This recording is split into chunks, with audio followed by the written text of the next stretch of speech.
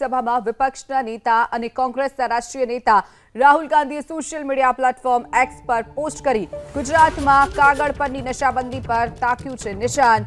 રાહુલ ગાંધીએ social media platform x પર લખ્યું કે ગુજરાત મહાત્મા ગાંધી અને સરદાર પટેલની ભૂમિ છે, જ્યાં સત્ય, નૈતિકતા અને ન્યાયની પરંપરા રહી છે, પરંતુ છેલ્લા કેટલાક વર્ષોમાં ગુજરાતના યુવાનોનું ભવિષ્ય ડ્રગ્સ અને ગુનાખોરીની અંધારી આલમમાં ધકેલવામાં આવી રહ્યું છે। મહિલાઓ મોટી સંખ્યામાં રસ્તા પર ઉતરી રહી છે, કારણ કે ગુનેગારોને સત્તાનું રક્ષણ મળી રહ્યું છે અને લોકોની ઉપેક્ષા કરવામાં આવી રહી છે। ગુજરાત પૂછે છે કે ભાજપ સરકાર કેમ ચૂપ છે? ભાજપના કયા મંત્રી છે જેમની નિશ્રા હેઠળ આ બધું ચાલી રહ્યું છે?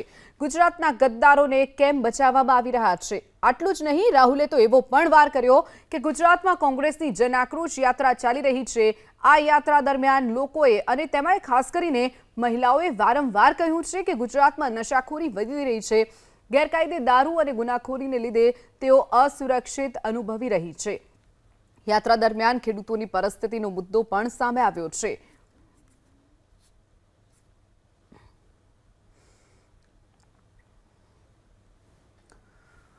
તો રાહુલ ગાંધીના ટ્વીટના બાદ શિક્ષણ રાજ્યમંત્રી રીવાબા જાડેજાએ પડતો પ્રહાર કર્યો। રીવાબા જાડેજાએ રાહુલ ગાંધીને જવાબ આપતા કહ્યું કે ગુજરાતમાં મહિલાઓ સામેનો ક્રાઇમ રેટ ફક્ત 1.48% છે, જે રાષ્ટ્રીય સરેરાશ 4% કરતાં પણ અડધો છે।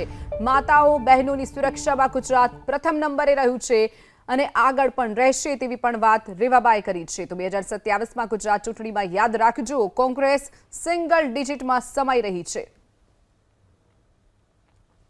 તો રાહુલ ગાંધીએ જે એક્સ પર પોસ્ટ કરી છે તેને વળતો જવાબ રીવાબાએ આપ્યો છે।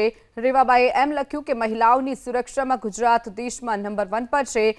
ગુજરાતમાં મહિલાઓ સામેનો ક્રાઇમ રેટ ફક્ત 1.48% છે, જે રાષ્ટ્રીય સરેરાશ 4% કરતાં પણ અડધો છે અને ગુજરાત મહિલાઓની સુરક્ષામાં નંબર 1 રહ્યું છે અને આગળ પણ રહેશે।